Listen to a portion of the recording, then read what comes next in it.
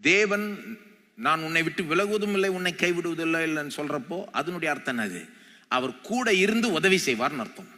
கரெக்டா இல்லையா? யோசித்து பாருங்க. கரெக்டா? நான் உன்னை விட்டு விலகுவதும் இல்லை உன்னை கைவிடுவதும் இல்லை என்று தேவன் சொல்றப்போ என்னங்க அர்த்தம்? கூட இருப்பேன்றது தான் அர்த்தம். அவ்வளவுதானா? இல்லைங்க, கூட இருந்து உதவி செய்வேன். என்ன சொல்லுங்க? கூட இருந்து உதவி செய்வார், அதுதான் அர்த்தம்.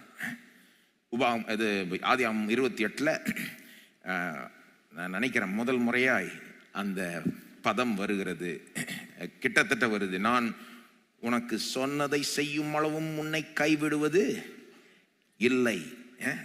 ஆதியாகமம் 28:15 முடிவில் வருது. யாருக்கு சொல்றாரு? யாக்கோப்ட்ட சொல்றாரு. எப்போ சொல்றாரு? அவன் அண்ணனை ஏமாத்தி வீட்டை விட்டு ஓடி போறான். நைட்ல ஒரு இடத்துல படுத்து தூங்குறான். ஒன்றும் இல்லை, அவன்கிட்ட பெரிய குடும்பம் இல்லை, வீடு இல்லை, காசு பணம் இல்லை, ஒண்ணுமே இல்லை, எதிர்காலம் இல்லை. எப்படி இருந்திருக்கும்? அவன் தூங்குறப்போ தேவன் சொப்பனத்துல வராரு, அவன்கிட்ட பேசுறாரு. என்னன்னு சொல்றாரு? கடைசியா அவர் சொல்ற வார்த்தை நான் உனக்கு சொன்னதை செய்யும் அளவும் உன்னை கைவிடுவது இல்லை. ஆனா என்னத்தை சொன்னார் வாசித்தீங்கன்னா அந்த 13ஆம் வசனத்துல இருக்கு பாருங்க. அவர் சொல்றாரு, நீ படுத்திருக்கிற பூமியை உனக்கும் உன் சந்ததிக்கும் தருவேன். உனக்கு இந்த நிலத்தையே தரப்போறேன். உன்கிட்ட நீ ஓட்டாண்டியா இருக்கிற, ஆனா உனக்கு இந்த பூமியே உனக்கு தான் சொந்தம், நான் தரப்போறேன்றாரு.